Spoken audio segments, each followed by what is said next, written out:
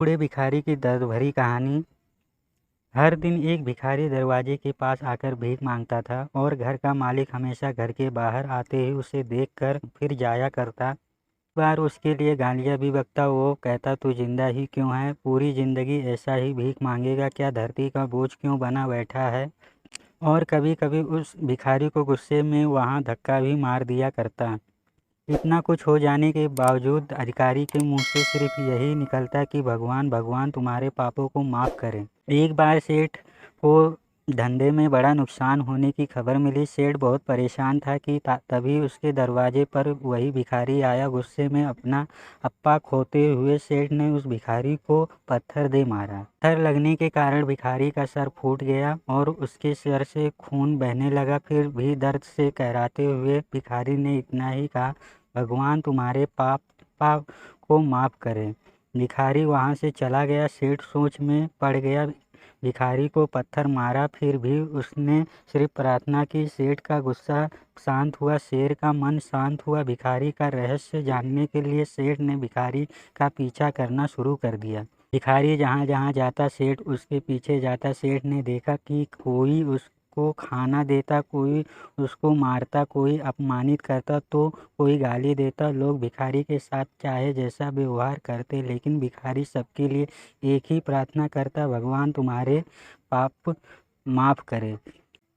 अब रात होने को आई थी। भिखारी अपने घर जाने के लिए लौटा। वो अपने घर पहुंच गया, लेकिन सेठ अब भी उसका पीछा कर ही रहा था। एक पुरानी टूटी हुई खटिया पर एक बूढ़ी औरत लेटी हुई थी, काफ़ी कमज़ोर और बीमार लग रही थी। वो भिखारी की पत्नी थी। अपने पति को वापस आते देख वह खाट से उठ खड़ी हुई। पत्नी ने अपने पति के भीख वाले कटोरे में देखा, उसमें सिर्फ आधी बासी रोटी थी। उसे देखकर वह बोली, आज बस इतना ही मिला?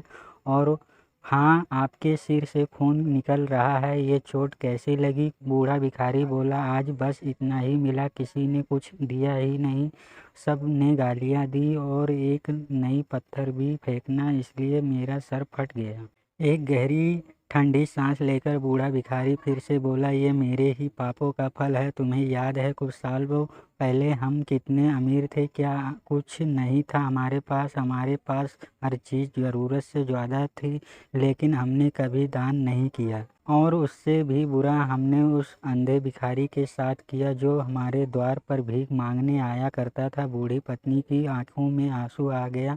वह बोली, हम उस बेचारे अंधे के साथ बहुत बुरा करते थे, उसका अपमान करते थे, उसे खाने के लिए रोटी की जगह कागज़ दिया करते, उसका मजाक उड़ाया करते और कभी कभी मारा भी करते।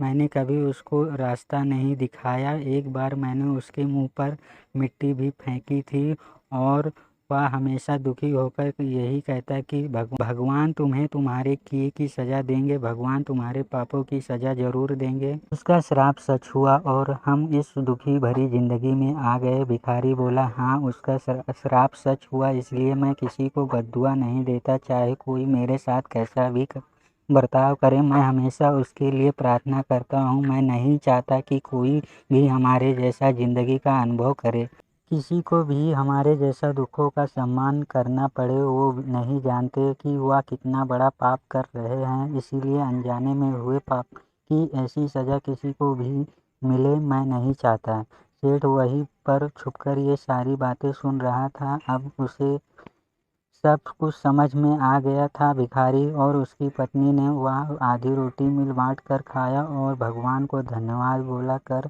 सो गया। अगले दिन बड़ा भिखारी फिर से भीख मांगने गया। सेठ के घर के पास जाते हैं। सेठ ने पहले से ही गर्म रोटियां उसके लिए निकाल कर रखी थी। उसे देते हुए सेठ ने विनम्रता से बोला, माफ़ कर दीजिए बाबा, उससे बहुत बड़ी गलती हो गई। बूढ़ा भिखारी बोला, भगवान तेरा भला करे। इतना कहकर वहाँ आगे निकल गया। अगर आपको ये कहानी पसंद आई तो चैनल को सब्सक्राइब करें और शेयर करें और लाइक करें, और ये कहानी कैसी लगी कमेंट करके ज़रूर बताएं।